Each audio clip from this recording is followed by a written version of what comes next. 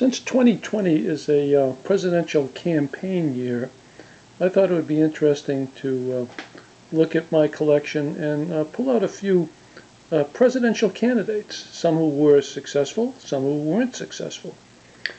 And one of the candidates who was not successful but ran 3 times for president was the man called the Great Commoner, Mr. William Jennings Bryan, who sought the presidency in 1896, 1900, and in 1908, every time unsuccessful.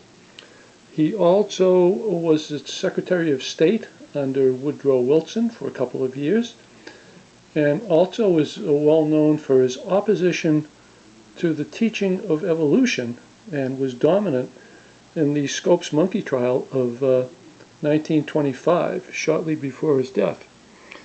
In the campaign of 1908, he did make quite a few records for Victor, but this is a record that he made later on in 1911 for the Columbia Phonograph Company, a record company, and I wanted to pick out the side that was not ever done on Victor, and this is it, and it's called Mysteries. So I'm going to put this on for you. This one, as you can see, also contains a facsimile autograph of William Jennings Bryan right under the title. So this is Mysteries by William Jennings Bryan, the Great Commoner, former member of the House of Representatives from the state of Nebraska. And here he is. We're going to put this on the Victor Type 2 talking machine and get it warmed up for you. Mysteries by William Jennings Bryan.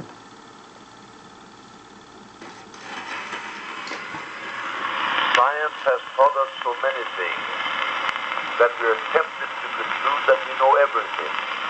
But there is really a great unknown which is still unexplored, and that which we have learned ought to increase our reverence rather than our egotism. Science has disclosed some of the machinery of the universe, but science has not yet revealed to us the great secret, the secret of life. It is to be found in every blade of grass, in every insect, in every bird, and in every animal, as well as in man.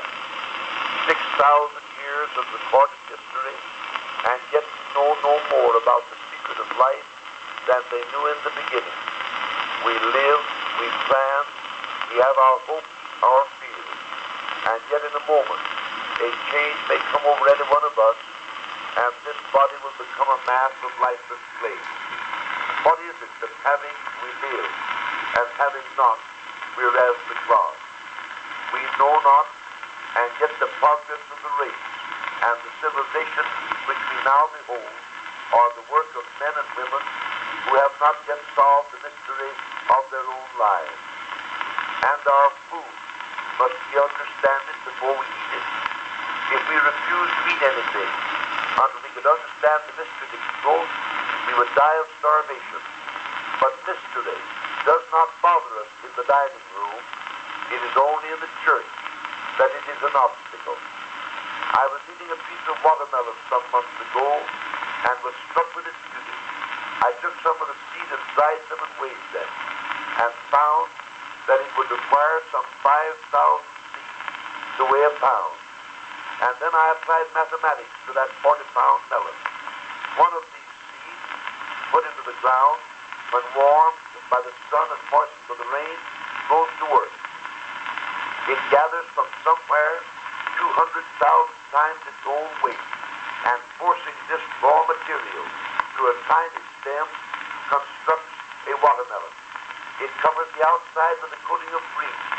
Inside of the green it puts a layer of white, and within the white a core of red, and all through the red it scatters seeds, each one capable of continuing the work of reproduction.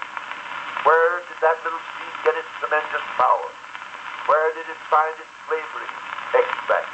Where did it collect its coloring matter? How did it build a watermelon? Until you can explain a watermelon, do not be too sure that you can set limits to the power of the Almighty, or say just what he would do, or how he would do it.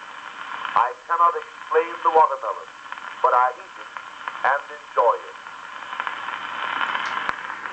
from way back in 1911, that was the great commoner, three-time presidential candidate, representative from the state of Nebraska, William Jennings Bryan, reciting Mysteries.